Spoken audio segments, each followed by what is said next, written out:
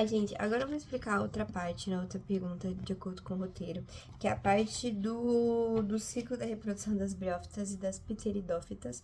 E aí, gente, é bem simplesinho a reprodução delas. O que acontece? As duas, elas têm um gameto feminino e um gameto masculino, mas só que é um pouco diferente a briófita e das pteridófitas. O que acontece? Na questão das briófitas,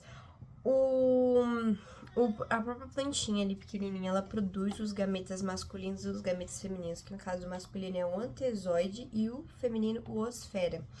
E aí o que acontece? Com a presença da água dentro do próprio corpinho da planta, o osfera encaminha até... Não, o antezoide caminha até a osfera, assim, germinando os esporos, eles ficam dentro da plantinha e depois a planta solta esses esporos para ela se reproduzir.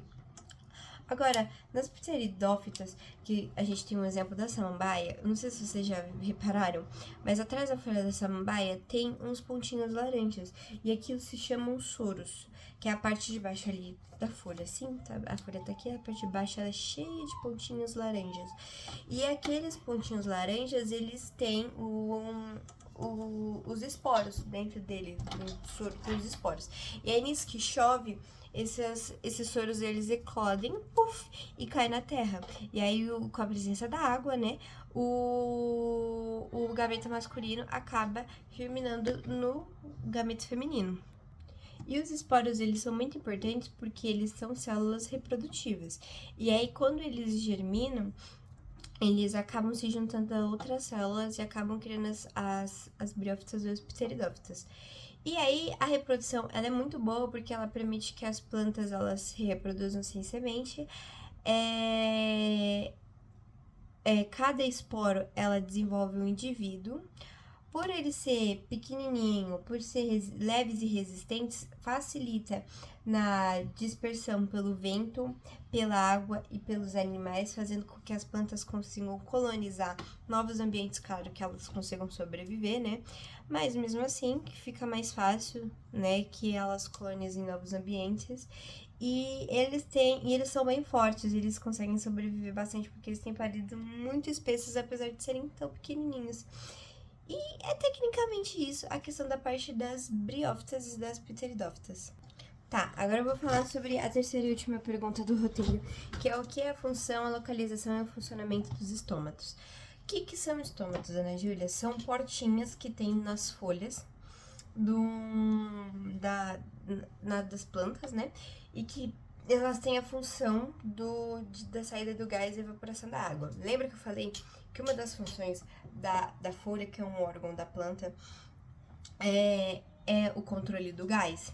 Então, nessa partezinha, os estômatos que fazem esse trabalho, que eles geralmente são localizados atrás, né? A localização deles é atrás da folha. Geralmente são mais encontrados majoritariamente em plantas terrestres, né? Não marinhas, né? Aquáticas. E eles são bem pequenininhos, eles são microscópicos e eles são formados por duas células que fazem toda essa função deles abrirem e fechar, porque eles são uma portinha que abre e fecha para ter o controle de gás. Aí eu vou explicar sobre a função, né? Como é que o funcionamento dos estômatos. Então, lembra que eu falei que eles são formados por duas células? Então, essas células têm nome que se chama células guarda. E o que acontece? Essas células guarda, elas funcionam dependendo do equilíbrio hídrico, então dependendo da quantidade de água que a planta tem e a quantidade de luz que ela recebe. Então, tem um pouco a ver com a fotossíntese. O que acontece? Quando elas abrem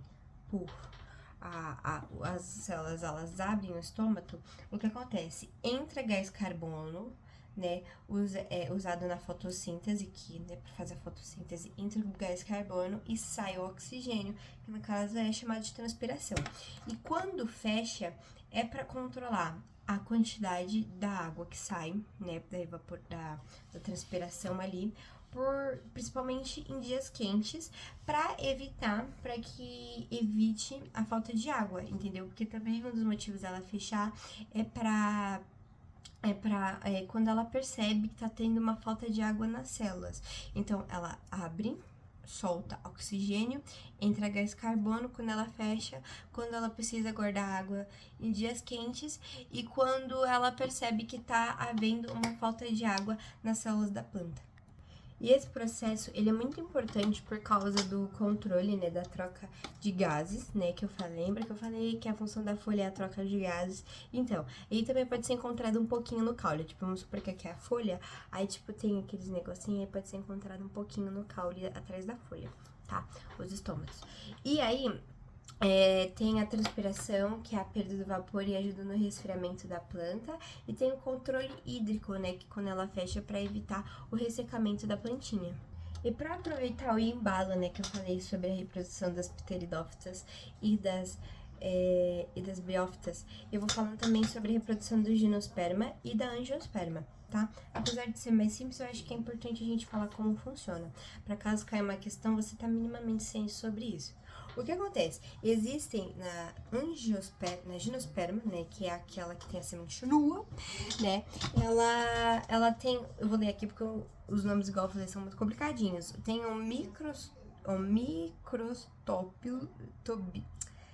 microtrobilos, que eles são uma coisa masculino, que eles são finos e eles produzem o grão de pólen, né? Eles são produtores de pólen, eles são bem fininhos. Já tem o megatrobilos, que são os estrobilos femininos, e eles são maiores, e eles contêm um óvulo que formam as famosas pinhas, né? Que é um exemplo ali do pinheiro. E aí o que acontece? Por causa, igual eu falei, a dispersão, né, a reprodução é a partir do ar. Então, a partir do momento em que o vento, ele faz os coisas masculinas, os estrobilos masculinos voarem pelo ar, eles encontram os estrobilos femininos e acabam realizando a fecundação, que é onde as sementes elas acabam crescendo. Aí gera a famosa pinha que a gente conhece. Tá, agora eu vou falar sobre a reprodução da angiosperma. Ela é um pouco mais diferentinha, ela é um pouco mais complexa do que as outras, mas ela é fácil de entender. O que acontece?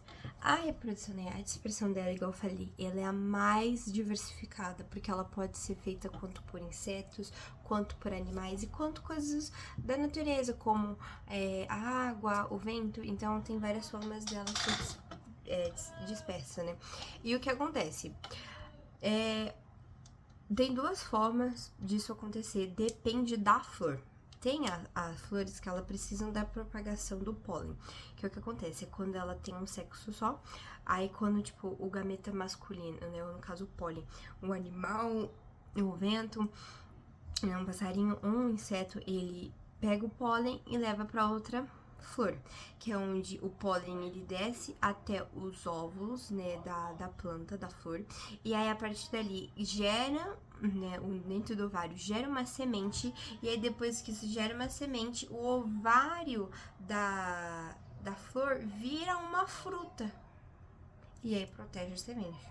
Ou tem a função do coisa quando a planta ela tem os dois sexos, né, e aí ela desce assim pelo o gameta masculino, desce até o gameta feminino, tudo bonitinho, e faz toda aquela questão que eu falei, que acaba criando a semente, e aí o óvulo da flor acaba virando um fruto. Mas só que essa forma de reprodução é um pouco negativa. Por que, Ana Júlia, é um pouco negativa? Porque não tem variedade genética.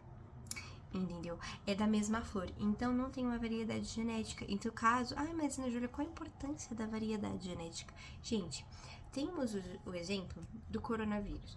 Você pode perceber que teve pessoas, eu nem sei se pode falar isso, mas enfim, você viu que teve pessoas que não sentiram sintomas nenhum, elas foram assintomáticas. E teve outras pessoas que, né, chegaram a falecer. E isso por causa do quê? Por causa da variação genética.